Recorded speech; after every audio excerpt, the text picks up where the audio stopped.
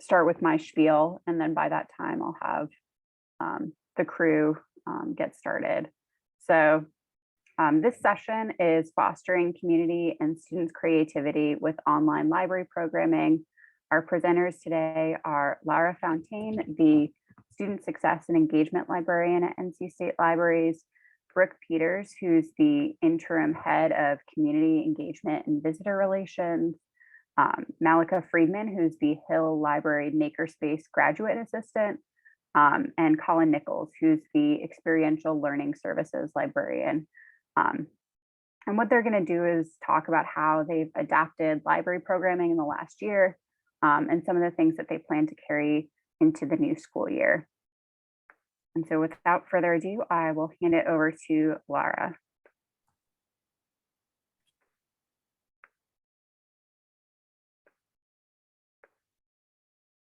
Thanks, Devin. Hi, everyone. I'm Laura Fontaine. I'm the Student Success and Engagement Librarian at the NC State University Libraries. And a lot of my role involves mostly first year experience stuff, orienting new students to campus, engaging with the student population, getting them engaged with the libraries as a whole, and different things like that. My team in this work consists of me and my colleague, Alex. He's not here presenting today. He's the Student Success Librarian, but I wanted to make sure that I included him in this because he and I did a lot of this work together, and he was very important in that. And so I want to make sure that he's also getting acknowledged for that stuff. So this is our team. And so today I'm going to focus on 3 different programs and 3 different big kind of situations that we encountered and how we handled those. So one is orientation. The campus, as I'm sure it happened to a lot of folks, shifted their orientation to a completely virtual format last summer. And so with that, we had to make a lot of changes and adapt a lot of different things that we were doing. We also offered a personal librarian program. It was something that we had started pre-pandemic, but during the pandemic, we got the opportunity to expand the program to more students and to offer them a person, kind of their go-to person that they could go to for any sort of like library question.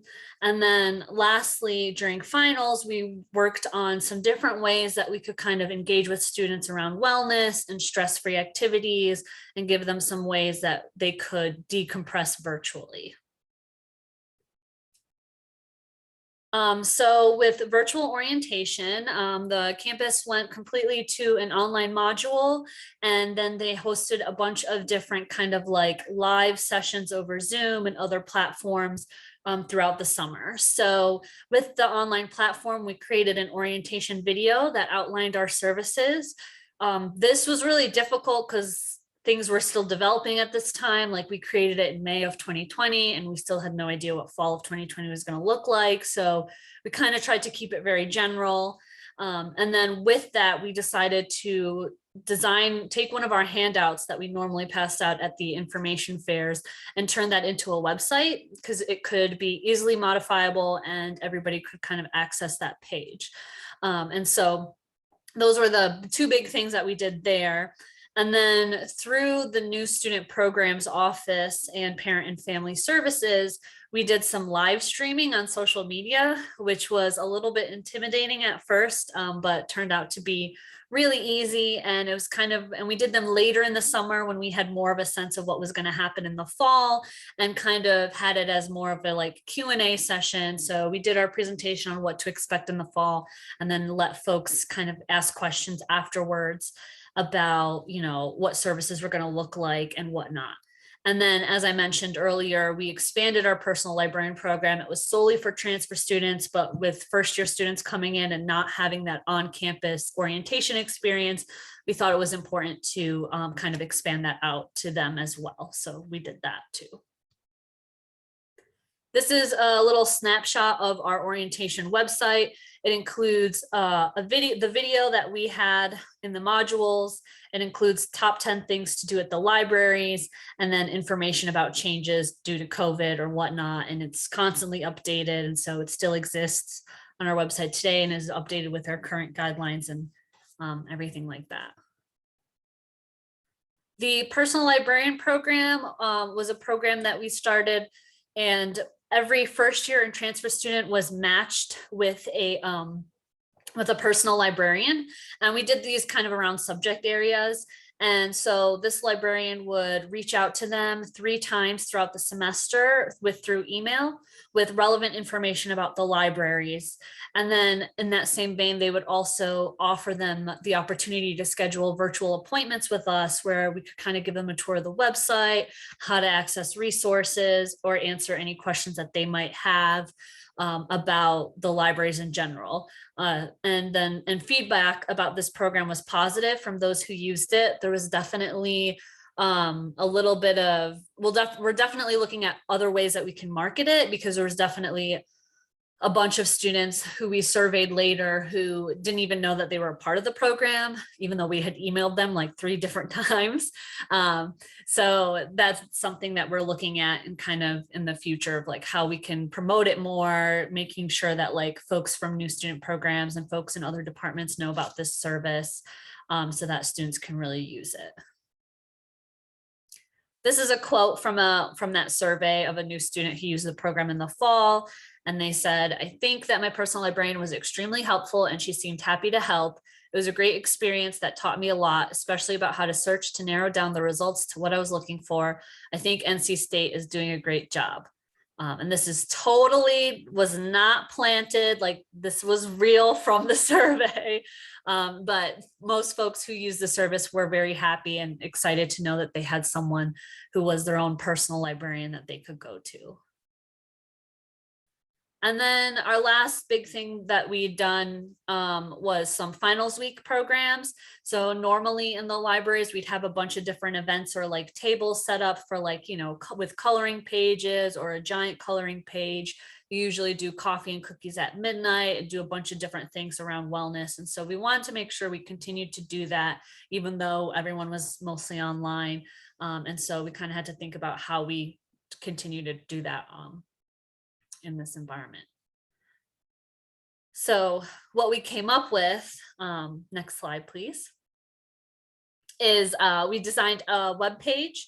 So we built a web page centered around resources for wellness at the libraries. So it highlighted like Canopy, our video game collection, which students could still check out games from, some of our events that were focused more on wellness, and some other different resources that we had, like technology that we have around wellness and things like that, along with some like free coloring pages that we found, open source coloring pages on the web, and things like that. And then we also developed some programs around wellness too, and these were mostly scheduled and promoted through the library's Twitch stream, which I think you'll be hearing more about later. And what these featured were games and other relaxing activities like group coloring and things like that, or like games that folks could join in from their homes, and like building streams on The Sims and stuff like that. And so we tried to just kind of create a lot of like relaxing content around that. Yeah, and I think that is my spiel about how the student success team kind of took these 3 big events and reworked them to work in a more kind of virtual environment. Thanks, Laura, and no worries about the slides. I know that some people will request them later. I'll send those out in a follow-up email later today. You'll get the links to each presentation. So our next presenter is Brooke Peters, and she'll talk about the virtual library tours. Hi, everyone. I am Brooke. It's very nice to be here with all of you this afternoon. And today I'm going to be talking about virtual library tours, like Devin said. Next slide, please. So since opening in January 2013, we have toured over 84,000 people on guided tours of the Hunt Library. We have toured everyone from K through 12 students to prospective students that we are hoping to recruit at events like Open House and experience NC State weekends to book club groups, architects, librarians, the list goes on. So we knew that there was going to be a continued demand even in the pandemic for tours. And so we wanted to have a way to provide virtual tour opportunities so that people could get the content that they wanted while we were able to keep staff and people that were partaking in that content safe. And so we started wrapping our brains around how we could do that. Next slide, please.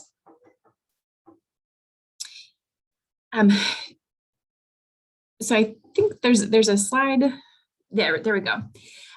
So we had some logistics that we had to figure out. We had to figure out how to actually give the tour. So one of the things that we thought about doing was just walking a camera through the building.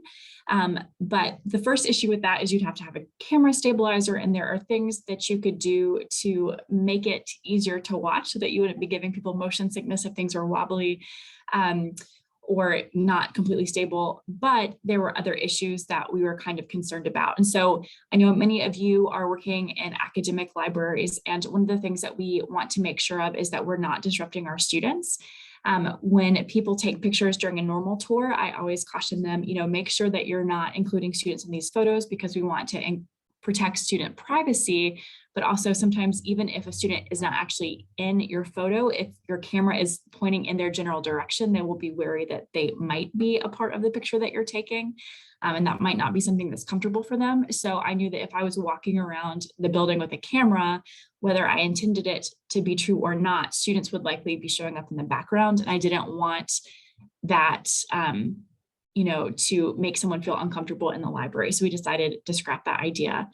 We also have some really wonderful 360-degree footage of the Hunt Library. And we thought about sort of clicking through that slide by slide to get you through the building. But I found that moving online that way was kind of jarring to watch. I watched other people give their own virtual tours in a variety of formats. And this is one of the things that I saw people do. And it can be really easy to get stuck in a corner if you're navigating 360-degree footage. It can be hard to turn around. And I thought that given my driving skills, that would not be a particularly good user experience for the person on the other end. So I didn't want to do that. And so finally, we decided that we were going to sort of navigate through the building by using a PowerPoint over screen share, just using still images and photography so that it wouldn't be quite as jarring as you're moving through the space. We also wanted to include videos, but if you have ever played a video over Zoom, you know that there is sometimes serious Zoom lag, and that can slow down a presentation. It can be frustrating for both the presenter and the people that are watching as something is attempting to buffer. And so when we started out, we included videos, but then I ended up taking them out because I realized like this really isn't adding what I wanted it to add. It's kind of a frustrating experience to watch. And we wanted to create an experience that would be good for a variety of people.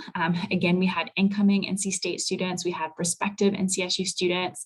We also had people from the Alumni Association that wanted to take a trip down memory lane if they were recent grads, or see, a building that they had never been to if they had graduated before 2013. We also had retirement communities. So we wanted to have an experience that would be sort of good across the board for everyone. So what I'm going to do now is show you what we came up with. I'm not going to take you on a full tour of the library because that would take more than my allotted 10 minutes, but I'm going to show you the first couple stops along the way. So I'm going to jump into tour mode. Devin, next slide, please. So when you approach the Hunt Library, you'll see something that looks a little bit like this. This building was built by Snøhetta, which is a firm that is out of Norway, and they're known for buildings like the Oslo Opera House, the new library at Alexandria in Egypt, and the above ground portion of the pavilion at the 9/11 Memorial and Museum. And as we are going through the tour today, I am going to be showing you some of the design elements and features that make a Hunt Library so interesting to look at. And also, while we're on this tour, I am going to be sharing with you a little bit about our technology, our high-tech spaces. I'll be talking to you about our collaborative and individual workspaces and give you an example or two here and there of how those things are used. Next slide, please. So if you are to enter the Hunt Library from the Partners Way entrance on the ground floor, this is what you would see. Right when you first walk in, there is a coffee shop to your left, not pictured here, and you can eat and drink throughout the majority of our spaces. Right across from us, you'll see that there are some doors on a red wall. We are going to pop through those doors and it's going to take us into an auditorium. Next slide, please. And the auditorium looks like this. You can't really tell from this picture, but it can fit just shy of 400 people. And during the day, this is used as a classroom. The space is not actually controlled by the library, it's controlled by registration and records. So you'll find large intro to engineering and computer science classes. And at night and on weekends, we also use this space for special events. So for example, we have had author signings in this room. We have had scientists come speak about their work inside the field of STEM. We've had rappers come and give small concerts in this space. So on a weekend or a Thursday night, you never know what you might find happening in this room. Most of our events are free and open to the public, and we would love to have you join us for them. During the course of the pandemic, all of our events have been virtual, but we are slowly transitioning into a combination of virtual and in-person events for the fall. One other thing that I'll note here that's kind of hard to tell from the picture is that these chairs are different widths because we wanted to be able to comfortably accommodate all body types as people are listening to their lectures. Next slide, please. If we pop out into the lobby area, you'll see that we have some huge glass windows, and behind them we have our Bookbot, which is an automated storage and retrieval system. And this is where we house the bulk of our books at the Hunt Library. And the reason that we have this is that the UNC school system that we're a part of says that we should be able to fit about 20% of our student population in our libraries at any given time, so that they'll always have a nice place to do their work. And this really helps with that because this allows us to hold up to 2 million books in 1/9 the space it would take if we had traditional shelving. So because of that, we're able to have ample student study space, high-tech spaces, and collaborative spaces that would not be possible otherwise. Right now, this room has about 1.8 million books. So we should be able to grow for an estimated 20 plus years without running out of space, at which point we would do some weeding and sort of evaluate some of the collections inside that room. Now, these books are not organized by the Library of Congress the way that you would expect. Instead, these books are organized at random by height. So over the course of about 6 months, we had to manually measure every book to get it ready for this space. And that's because, when you go to your bookshelf at home, there's always the pesky book that's too tall and won't fit, and we didn't want that. So we ordered over 18,000 of these metal bins that range from 10 inches tall to 18 inches tall. So there's always a bin large enough to hold whatever you need to store away. Because of the way that this is set up, you can't just walk in and grab what you want off the shelf. Instead, you have to go to our website, you put in your request online, and then our system is going to start thinking about where your book lives based off of a barcode that we created here in the library. It's going to pull out the entire bin that your book is in, and it's going to take it to the second floor on the other side where there's always a person waiting. And they have to find your one book in a bin of about 150 items if that bin is full. Next slide, please. If you get up a little bit closer, you'll see inside that bin that the titles aren't facing up, and that's because that would put pressure on the spine, causing damage to the binding over time. So to protect the books, they have to be standing the way that they are now. So when you're looking down into that bin, you're not getting any identifying information. What's a little bit harder to see in this picture is that that bin is broken up into smaller compartments with pieces of wood. And on the other side, there is an operator that has a computer screen that will show them which section to look in. So that way they only have to pull up maybe 10 or 15 books instead of over 100. After they find your book, they're going to put it on a cart and walk it over to the Ask Us desk where you would be able to go and pick it up. So just a side note here, for a while, this is one of the places that we had a video where you would see a demo of the Bookbot in action. And again, that is more interesting, but a lot of times it would lag or there would be, buffering issues. And so we took that out. Next slide, please. And then I start walking you up the stairs and talking to you about how the building is color coded. And the tour goes on and on from there. So floor by floor, I'm sort of walking you through with these photographs and explaining what it is that you're seeing as you're going through the library. Next slide, please. So over the course of the last year or so, since April 2020, we have given 56 tours that have accommodated over 800 people. And when we were first developing the tour, we were sending out a lot of surveys to figure out what needed to be improved. And there was a lot of feedback. A lot of the feedback was that our virtual tours could not be as long as our in-person tours. I'm a little bit long-winded. I like to give you all the details, but people do not have that attention span over Zoom, so I had to tighten things up. People also said that they would recommend interacting through things like polls or interactive links that people could click on as we were going through the tour, that would maybe make things a little bit more interesting. After we took the video clips out, people also started saying that they would have appreciated that there be video clips. And so, you can't always win, but we did what we could to keep things as spicy as possible while giving people the information that they wanted. Next slide, please.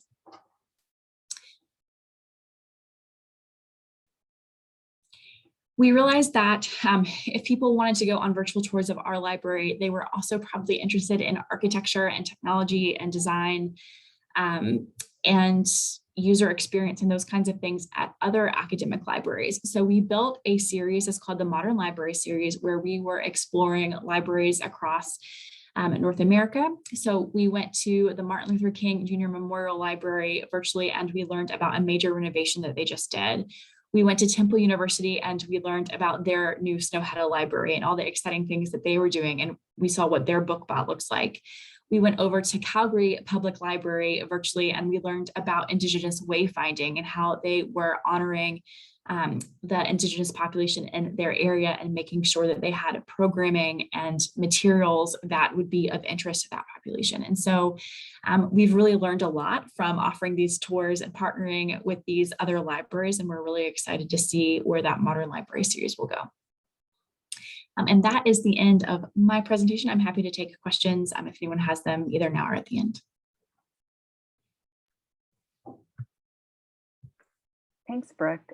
Feel free to submit questions in the chat, but we'll kind of save all those questions until the end.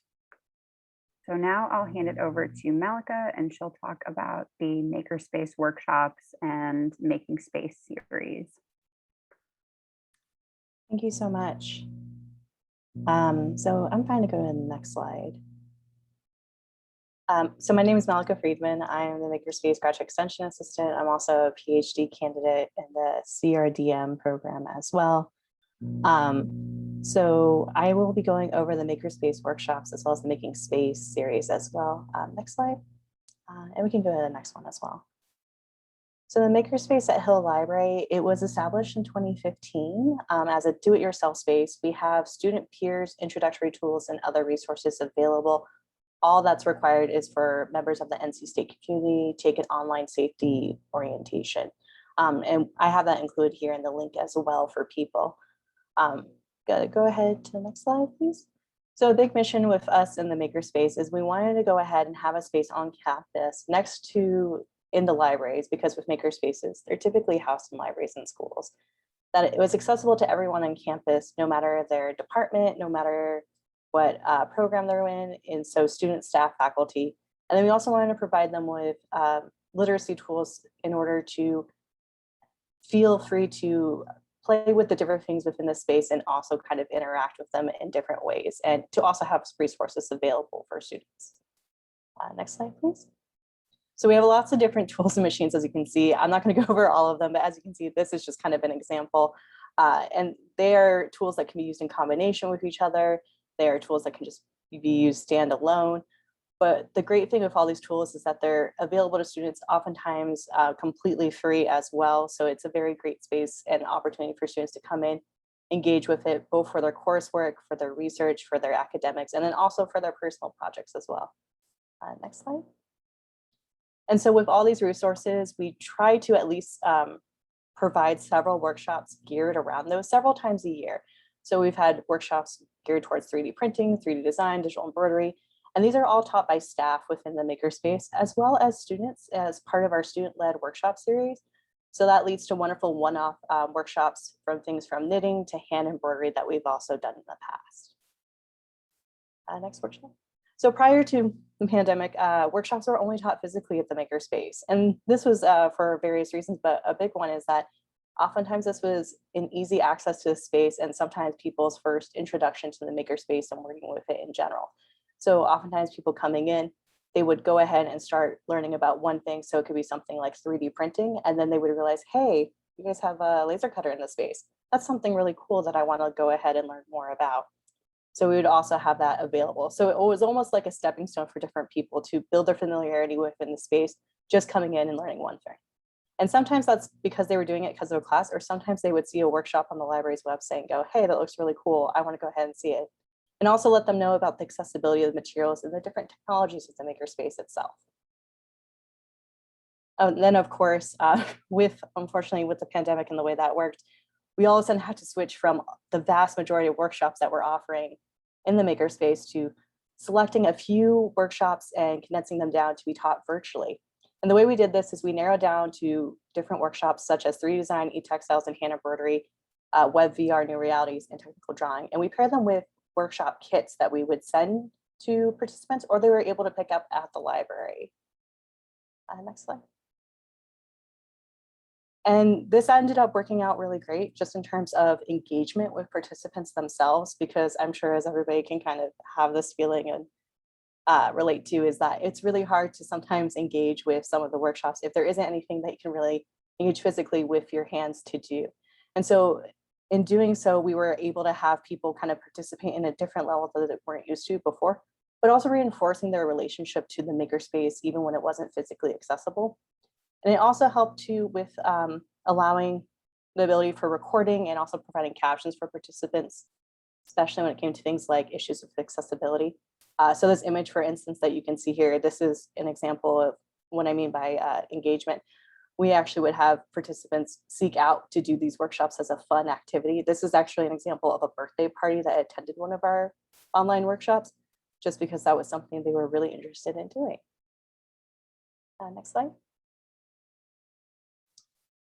All right. And so I'm going to go ahead and go over the Making Space series. So with Making Space, it was started in 2015. It started as a series of programs focused on highlighting the work of women in STEM. Particularly, this was provided through a series of public talks and workshops. And we still can carry this forward today. And these are usually on the intersection of race, ethnicity, ability, and sexuality. And we work to go ahead and confront bias and systemic barriers for inclusion. Next slide.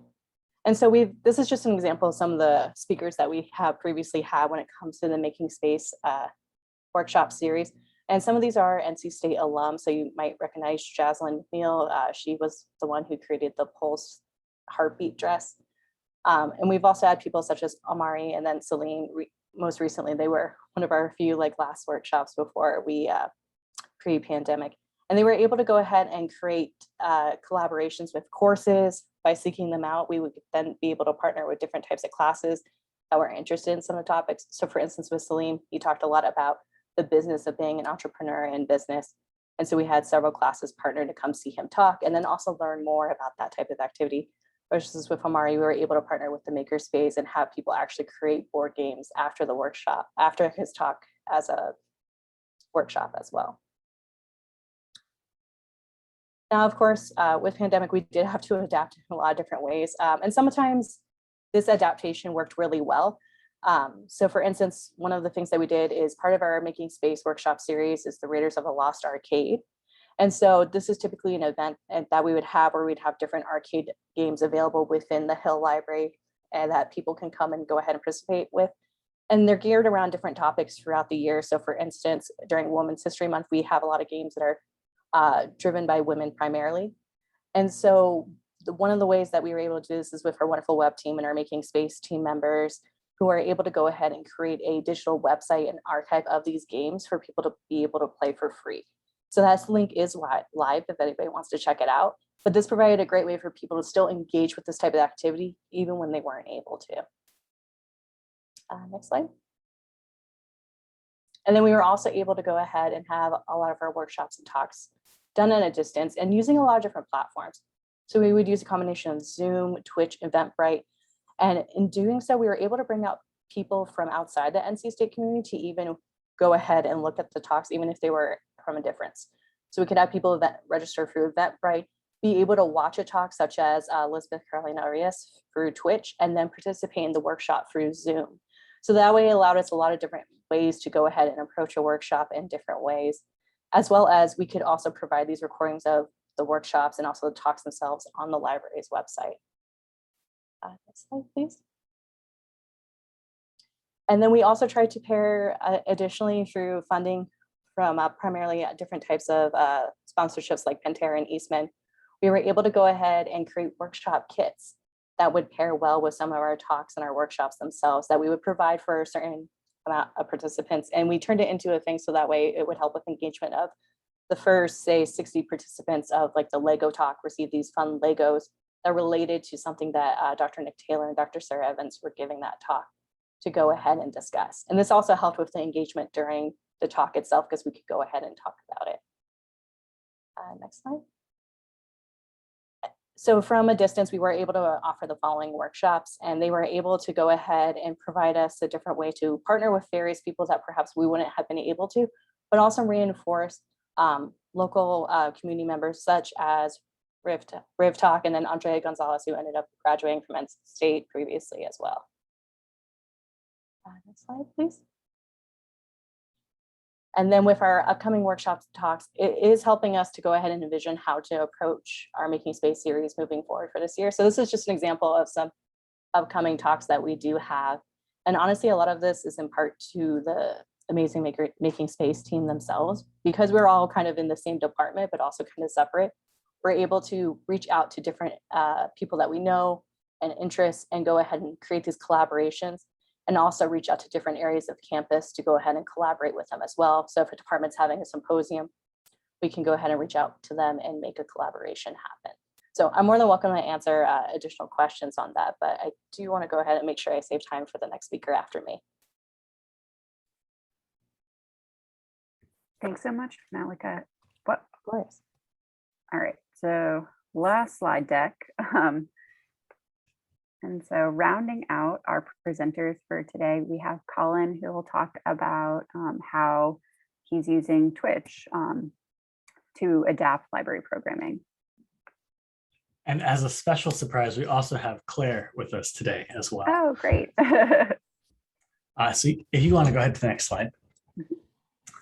So one of the problems we faced when the pandemic started is the closure of the libraries, and we reopened the libraries in July last year, but there are spaces that were smaller, that were specialized, and we could not open them up as safely.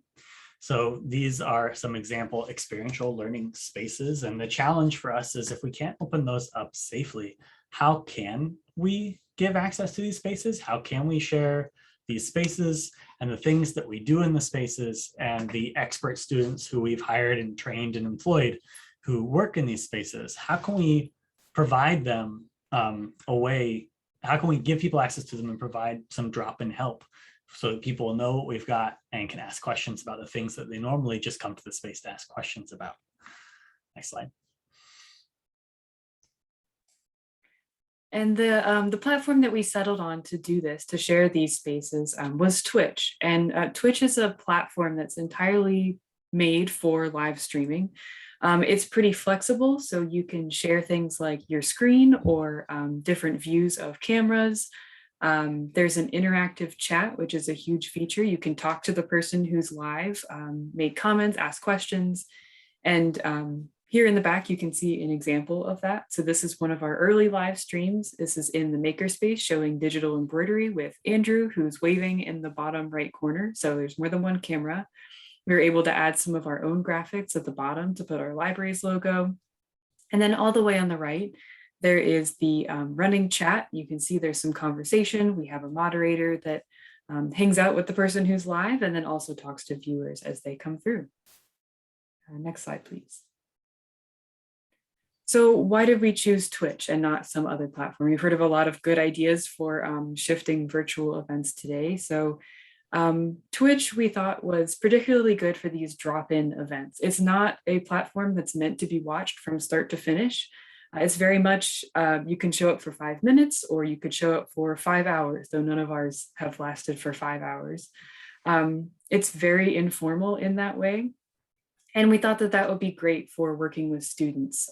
This is a platform that Undergraduate students, especially, that's one of our populations we're most interested in. They're already on this platform. They're using it in their personal lives. So we thought it might be an interesting way to incorporate what the libraries can do. It has a couple of technical requirements that worked really well for us, like that it has synchronous and asynchronous content. It saves things for you automatically. It's browser and mobile accessible. You don't have to sign up for anything just to watch, but you do have to sign up to comment and participate in the chat. And it has an element of anonymity that is both a positive and a negative.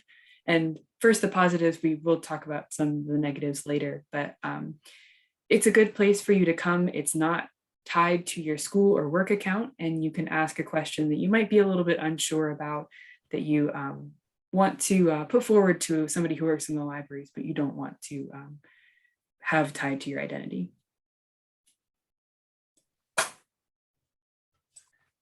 So what does it take to do this? What technology do you need to go live on the internet and broadcast whatever you're doing to whoever else is out there? And all that kind of has to start with, what do you want to do? What is the performance you want to show? What do you want to show yourself making, doing, creating, playing, chatting, whatever it is? No matter the kind of content, you're going to need some equipment to capture it. So if it's just me, like if you can do the equivalent of a Zoom presentation. You can have slides and you can have a video camera pointed at you. That's really easy. You probably want a separate microphone so it sounds nice. Or you can get much, much more complicated, where you're presenting your screen, you're presenting yourself, and you're presenting a camera, and you're presenting a website so that you can follow along as someone follows a cross-stitching pattern. And if you're going to do that, then you're going to need a separate camera, maybe a document camera to look at the cross-stitching. You're going to have to do a screen share. All of this will be collected and captured together by a program, a free open source program called OBS. And a free open source program has benefits. It's free, it's open source, there's a large community of users out there, but it definitely has drawbacks. If you look at that screenshot in this photograph, that's one of our students' heads floating over the OBS interface. I can't even count the number of buttons that you have access to at any given time. There's no guide on how to use it. You start it for the first time and you just kind of have to stumble your way through it until you get to a layout that you like and understand how these different things connect. However, there are, as I said, a lot of folks online who have already done this. So you can find some really great documentation and some other great YouTube videos on how to set up and run this software. Next slide, please. So we're using Twitch in a few different ways. First, our core content are these drop-in hours that Colin mentioned at the beginning. Those spaces that were closed or had limited access, the Makerspace, the VR Studio, and our Digital Media Lab, that's what we wanted to highlight first. So the students who worked there, instead of having hours staffing the spaces, they would staff Twitch streams and do demonstrations showing off something that they were interested in, something they could do, and at the same time showing off the equipment, their own expertise, that you can get help in these spaces and that they're available for people to use, in most cases, even during the pandemic. We've also expanded out to have more special guests and events, and actually some of the other presentations today incorporated some of those special events, which is great. I think that our guests are coming from all over the place now. We've had a lot of great collaborators within the libraries, but we've also worked with some student clubs, and we're going to continue that this fall, to give them a platform to talk about their club, something they're working on, especially during their recruitment seasons or if they have big events coming up. And the same thing with these events. If someone has a large scale virtual event, Twitch offers a place where you don't have to log in or sign up. You can just show up and watch a live stream, a lot like live TV. Next slide, please. So we wanted to include a slide about the numbers that Twitch gives you. They have an analytics page. It collects a lot of detail about your channel, about the different streams that you've put out there. There are two big caveats, which is really why I wanted the slide here. One, those stats don't last forever. They collect these things, but they only last 6 months of previous usage. So if you waited till your annual report to collect the stats, like you might lose some of those stats and have to go back and recreate them somehow. And the other thing is that these indicators that they choose are not necessarily the indicators that you would choose as a library or a librarian. These are geared at people whose job it is to play video games professionally on a screen and be engaging and chat with folks and draw them back. And yes, we want our students to engage, but we're not trying to addict them to our channel and get them to give us fake internet money that can be turned into real internet money. So it's kind of a mismatch there between the purpose and how we're using it. Next one, please. We did want to go ahead and mention something about safety as well. Claire mentioned earlier that Twitch is anonymous-ish. You have to have a username, but there's no way to connect that username to a person. But that produces hopefully a community feeling where people can be themselves and share their true questions, but it can also produce things that aren't quite as nice. I'm sure you're all familiar with anonymity on the internet producing comments that aren't always as kind as they should be. So how do we deal with that kind of stuff? We have, at any given time, we have a student moderator on the stream along with the person performing. We also set up a bot to do moderation to look out for any easily well-known terms and automatically delete those comments or not allow them through onto the channel. And we also developed and implemented a community agreement that you have to click through before you can chat. And we really haven't seen any major issues. We've seen a couple of bots, we've seen some spam messages, maybe a couple of not very thoughtful comments, but nothing directly obscene or offensive.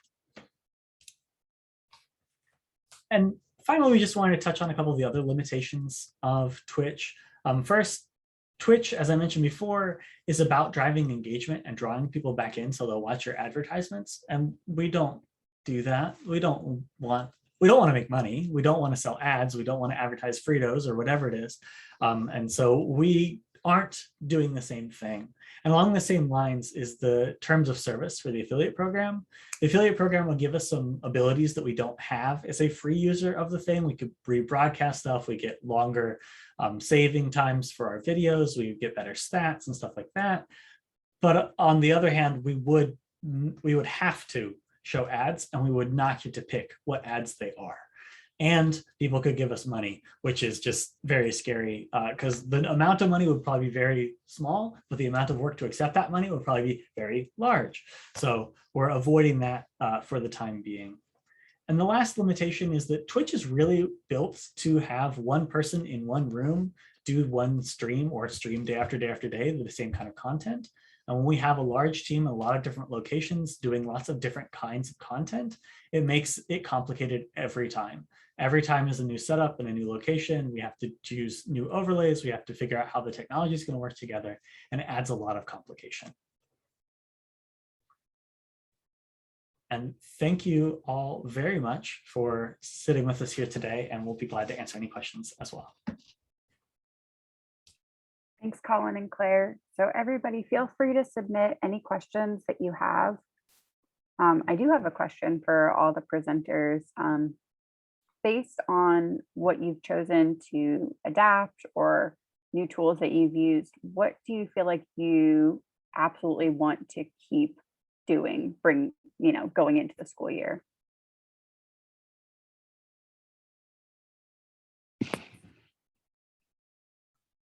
I can start. With us, like the orientation, the website and the videos we created, once we had a better sense of kind of what was going on, and for this next summer we had to do it was a hybrid orientation, so we had to have a video for that as well. We updated the video to make it more evergreen so that regardless of what was happening with the libraries, you still got the information of where you could find out what was happening on the library. So it was really focused on our website. So like that video will probably be around for as long as it can be, and be updated here and there. I also like the website that we used for orientation is something that's going to stay and is now featured on our homepage as a welcome to the library's website, so that folks can go there for any sort of general information or as a starting point. And then the personal librarian program, we had expanded it to for first years because of the pandemic, but based on like the response of that and like how it's been received, we've decided to continue offering it to first year. So that's something, like, the demand isn't too high that we can't include that population in it as well. And so that's something that we are continuing to do, for the next year and hopefully years after. The live streaming on social media, that's kind of give or take for me. I wouldn't be upset if we stopped doing that. I definitely like the live streaming on Twitch more. And the live streaming on social media was kind of, I think, more like good for the time we were in. And I think, I don't know, whatever happens in the future, if there is some sort of normal that comes back, I think definitely in person for those types of things is better than that. So.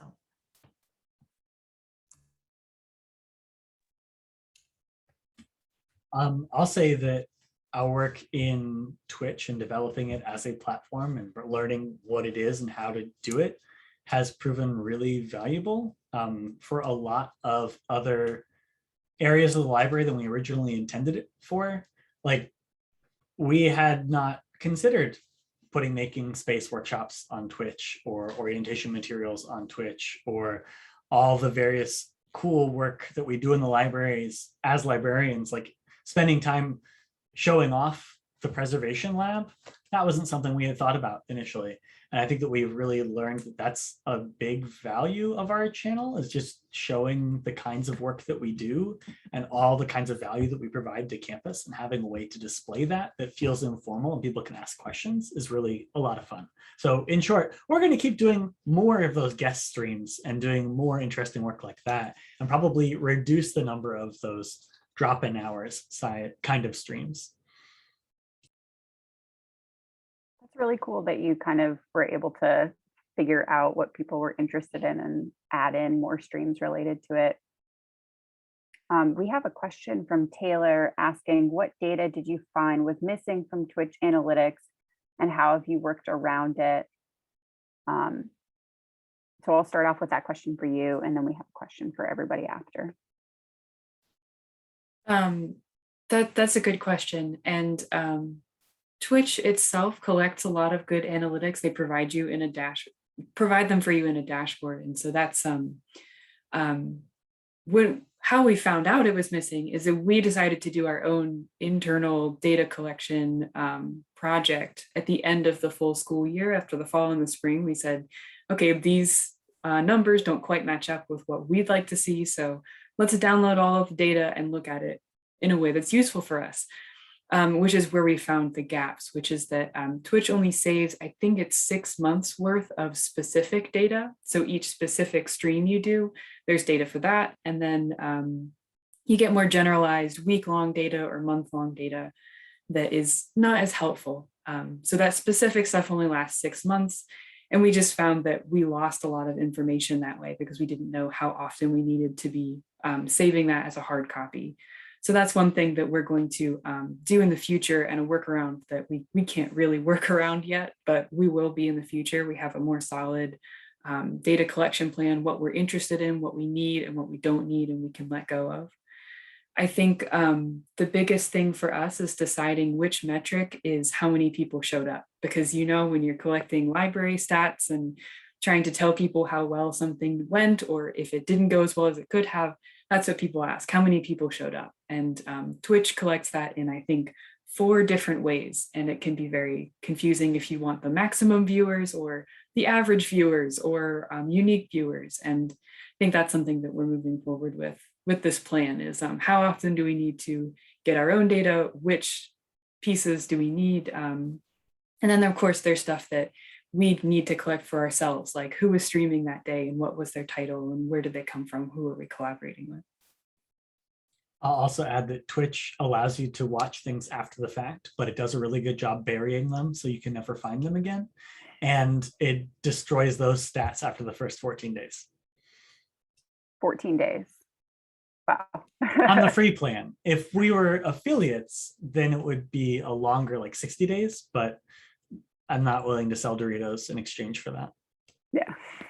No, it's interesting how you've kind of dealt with the quirks of the platform, because they're not always conducive to library data collection and all that it entails.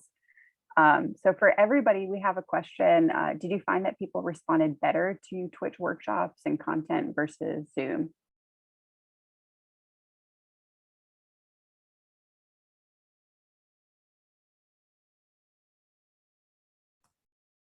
My experience when I've used Twitch has mostly been for games as a guest stream. So like for instance, one time I built Hunt Library in The Sims, and one that was really fun. But like those events definitely work better for Twitch. And you know, there was a lot of interaction with chat, people who were like interested in what I was doing, asking me questions like, what are you building? Or like having input on like, you know, I think that room is a little too big than what it actually is. And, you know, asking me kind of like what my technique was, which was just wing it. And so those ones have been like super interactive. But I'll let others talk about some of the other kind of workshops that they did.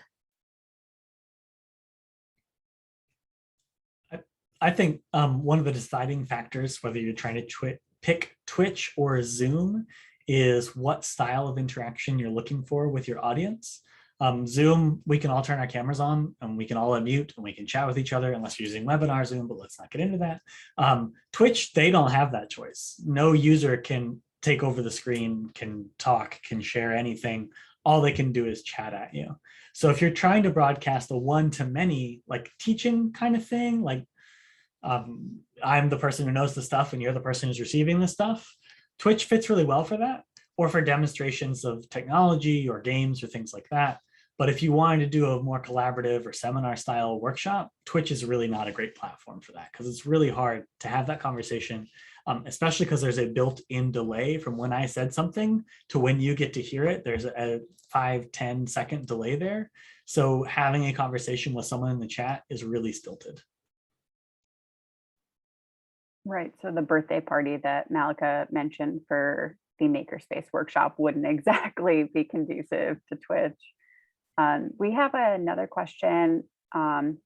Antonina is asking, do you have to explain Twitch or how to use it to your students, or were they already familiar with it? I would say that most of the students that we work with have watched something on Twitch before and are familiar that it is a platform, but actually creating a Twitch stream from scratch is still new for most people, but not all. Our collaborators and the guests that we brought on, though, it did take, there was a lot more explaining and talking about how the platform worked and how the equipment worked and all of that stuff. But that's most of what we do. And I think all of us here on the panel would agree that setting up the technology and getting the materials ready, that's what takes most of the work. Inviting somebody in to do something that they do really well is the fun part.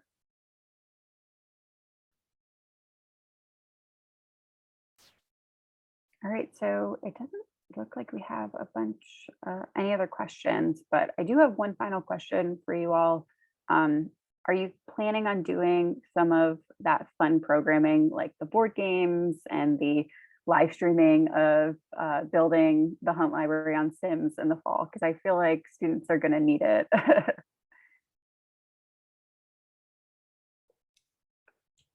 Yes, absolutely. One of the things that we started doing in the first semester, we did Twitch and it was just really fun, had a lot of success, was those de-stress streams during finals week.